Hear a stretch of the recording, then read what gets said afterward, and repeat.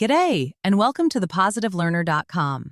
Today we're going to explore something that doesn't get nearly enough attention in schools and homes: how to build a healthy, empowering relationship with money. Feel free to pause at any time to take notes, grab a screenshot, or just let an idea sink in. This is your learning journey, so move through it at your own pace. Now, an important disclaimer right from the start. What we'll be discussing today is educational in nature. This is not financial advice. For personal investment decisions and strategies tailored to your specific circumstances, always consult with a qualified financial advisor. What we're offering here is a foundation for thinking differently about money and beginning conversations that can transform your family's financial future. We'll be looking at 4 key areas. First, we'll challenge how we think about money itself, moving from fear and scarcity to abundance and possibility. Then we'll explore why financial literacy matters so much for young people today. Third, we'll demystify investing and show how money can actually work for you over time. And finally, we'll give you practical steps you can take right now, whether you're a student or a parent. The beautiful thing is, this journey to financial freedom really does begin with understanding. Once you grasp these fundamentals, you can start making choices that align with your deepest values and biggest dreams. Let me ask you something. What would you do if you knew you couldn't fail? Would you travel the world, start that business you've been dreaming about, fund your education without stress, support causes you care about? Here's the thing. For too many of us, money represents limitation and fear. We see it as something scarce, something that controls us rather than serves us. But imagine if that relationship could be completely transformed. Imagine viewing money not as a source of stress, but as a tool that opens doors and empowers your dreams. That's exactly what we're working toward today, shifting how we think about and interact with money so it becomes a positive force in our lives. There's a wonderful book by Sarah McCrum called Love Money, Money Loves You that offers a truly transformative perspective. Instead of seeing money through the lens of fear and scarcity, which is how most of us were raised to think about it, McCrum invites us to recognize money as positive energy, as a powerful tool that can support our aspirations. The quote on this slide captures it perfectly. Money is not just currency, but a flow of energy that can support your aspirations and contribute to a better world. When you develop a genuine relationship with money, when you understand it and respect it, it stops being something you're afraid of and becomes something that works alongside you toward your goals. This isn't about being greedy or materialistic. It's about being intentional and empowered. Let's get specific about what this mindset shift looks like. On the left side of this comparison, we see the scarcity mindset that many of us carry, often without even realizing it. Money is hard to get. There's never enough. Financial success requires sacrifice. These beliefs create stress and close down possibilities. But look at the abundance mindset on the right. Money is a flow of energy. Money is unlimited. I can create wealth that aligns with my true values. Can you feel the difference? When you operate from abundance, you're not denying that challenges exist. You're simply refusing to let fear make your decisions for you. You recognize that generosity and positive energy actually attract wealth rather than pushing it away. This shift in thinking can genuinely transform your financial reality. It's not magic. It's about opening yourself to opportunities you would have missed when operating from fear. When we cultivate this healthier relationship with money, everything changes. Money transforms from being a source of worry into a powerful enabler. It funds personal dreams and aspirations, whether that's education, travel, starting a business, or pursuing creative projects. It provides security and opportunities for your family. And importantly, it allows you to contribute to positive change in the world. Understanding money's true nature means you can create results that align with your deepest values. You're not just accumulating wealth for its own sake. You're building the resources to live the life you want to live and make the impact you want to make. That's a profoundly different approach than most people take with money. Next, let's talk about financial literacy. What exactly is it? Simply put, it's the knowledge and understanding of financial concepts and practices necessary to make informed decisions about your personal finances. This breaks down into 4 key areas. First, budgeting and money management, creating budgets, tracking expenses, and building emergency funds. Second, saving, setting financial goals and consistently putting money aside. Third, investing, understanding different investment options, risk and return, and how to grow wealth over time. And fourth, debt management, understanding credit scores, using credit responsibly, and managing debt wisely. These are essential life skills for every age. We teach young people calculus and chemistry, but often send them into the world without basic financial literacy. That needs to change. And it starts with conversations like this one. Why does financial knowledge matter so much? Well, first, it dramatically reduces financial stress. When you understand how to manage money, you feel more in control. Students can focus better on their studies rather than worrying constantly about finances. Second, it helps young people manage student loans wisely. They learn how to evaluate loan options, understand interest rates, and develop smart repayment plans. This can save literally tens of thousands of dollars over a lifetime. And third, it builds a strong financial foundation. These aren't skills you learn once and forget. They're habits that compound over your entire life. As the slide says, financial knowledge doesn't just prepare you for the future, it empowers your independence today. A 15-year-old who understands budgeting has more real-world capability than many adults. That's powerful. Here's something that might surprise you. Research shows that parents are the primary source of financial learning for their children. Not schools, not books, parents. And get this, money habits are often formed by age 7. 7. That means the conversations you have around the dinner table, the behaviors children observe, the attitudes you model, all of this is shaping their financial future long before they earn their first dollar.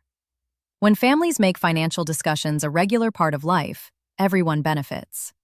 Children learn by observing their parents' financial behaviors, and parents often improve their own habits when they know they're being watched. The family that budgets together really does build wealth together. One of our favorite practical tools for families is the 3 jars method. It's beautifully simple. You give children 3 jars labeled Save, Spend, and Give. Every time they receive money, whether it's pocket money, gift money, or money they've earned, they divide it among the 3 jars. The Save jar teaches delayed gratification and future planning. The Spend jar builds decision-making skills and value awareness. And the Give jar cultivates generosity and empathy. What makes this so effective is that it's hands-on and visual. Children aren't just being told abstract concepts, they're physically allocating money and seeing the results of their choices. It develops healthy financial habits from an early age in a way that feels natural and empowering. Let's talk about budgeting, because I think it gets a bad rap. People hear budget and think restriction. They think it's about denying yourself things you want, but that's completely backwards. A budget is actually about telling your money where to go instead of wondering where it went. It's about empowerment and direction. When you have a budget, you're making intentional choices. You're saying, these are my priorities, and I'm allocating my resources accordingly. That's not restriction. That's freedom. Without a budget, money just disappears. You're constantly surprised by where it went. With a budget, you're in control. You're making conscious decisions that align with your values and goals. Now, it's important to understand the difference between saving and investing, because they serve different purposes. Saving is for short-term goals and emergency funds. It's generally lower risk and easily accessible. You might save in a savings account or money market account. The growth is modest, but your capital is preserved. Investing is for long-term wealth growth, things like retirement or funding your child's education. It generally carries higher risk, but also higher potential for growth and capital appreciation. Examples include stocks, bonds, mutual funds, precious metals, and real estate. Understanding this difference helps you make better financial decisions. You need both. You need savings for security and short-term needs, and you need investments for building wealth over time. They work together as part of a comprehensive financial strategy. This slide demonstrates something absolutely magical: the power of compound interest. Often called the 8th wonder of the world, compound interest means your money grows exponentially over time. You're not just earning interest on your initial investment, you're also earning interest on the accumulated interest from previous periods. Look at this example. We have two investors, both investing $96,000 total. The early investor puts in $200 a month for 40 years. The late investor puts in $400 a month, double the amount, but only for 20 years. The result? The early investor ends up with $86,000 more, even though they invested half as much each month. That's the power of time in the market. That's compound interest working its magic. The earlier you start, the less you actually have to invest to reach the same goals. This is why we need to be teaching young people about investing early. Time is literally money when it comes to compound interest, which brings us to our first investment principle. Start early. Time is your greatest investment ally. Young investors have the power of time on their side, and that's an advantage you can never get back once it's gone. Here's something important to remember. Time in the market is more important than timing the market. You don't need to be a genius who picks the perfect moment to invest. You just need to start and stay consistent. Even small amounts invested early can grow substantially. Starting early reduces the pressure to catch up later, because you've given compound interest time to work. There's an old proverb that says, "The best time to plant a tree was 20 years ago. The second best time is now." The same is true for investing. If you haven't started, today is the day. The second principle is diversification. You've probably heard the expression, "Don't put all your eggs in one basket." That's exactly what diversification means in investing. Spread your investments across different asset classes: stocks, bonds, real estate. Spread across different industries and sectors, different geographical markets. Include physical assets and banking options. Warren Buffett famously said, "Diversification is protection against ignorance." What he means is that none of us can perfectly predict the future.